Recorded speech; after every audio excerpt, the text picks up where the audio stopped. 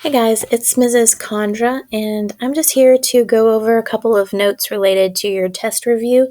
A few people have asked questions, so I thought I might take this 5-minute video to clarify a couple of things. So, first of all, this first section is talking about motifs versus themes.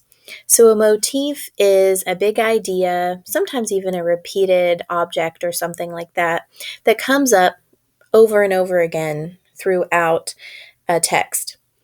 It might also be a thematic idea or a concept that is repeated and dealt with regularly throughout a book, like discrimination or prejudice, bigotry, or class structure. Those are ideas. But a theme, as it says here, is a declarative statement that provides central insight into the human nature conveyed by a work of art. So essentially, the short way to say that is a theme is what the text is saying about these ideas. So, for example, let's say you're wanting to deal with these ideas of atonement, forgiveness, and redemption. Those are ideas, those are not themes. At this point, they're just thematic ideas or motifs that recur throughout the story. But if you want to say something about them, then you make a statement about it, like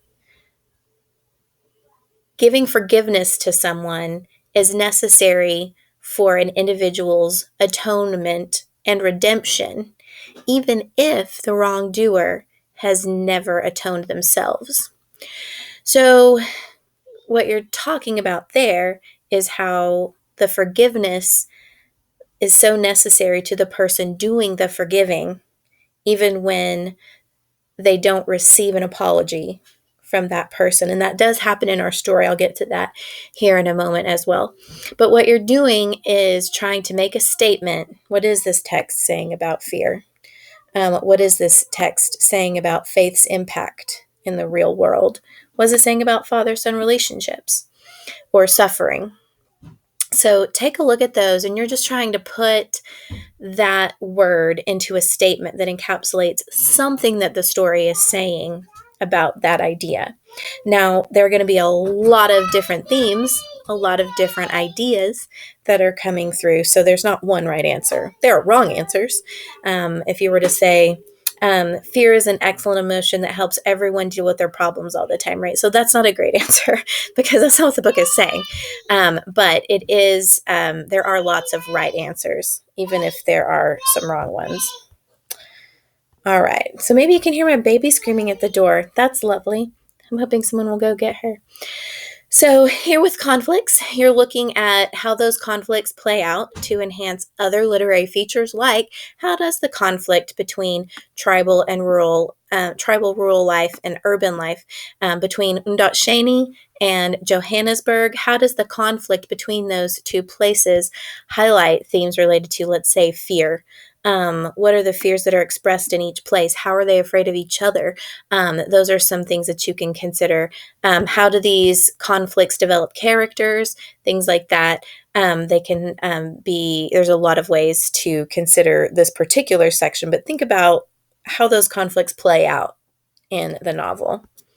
Look at these symbols and see if you can find them and see what you think they represent. And lastly, a student asked also about this characters. How do you analyze the characters to show how they reveal the tone or theme? So let's look, for example, at our Arthur Jarvis here. And actually, I meant James Jarvis. Sorry. I'm going to go to James Jarvis. That's the dad, right? And he's Arthur's dad who must learn to forgive for the horrifying crime that was committed against his son and against his whole family.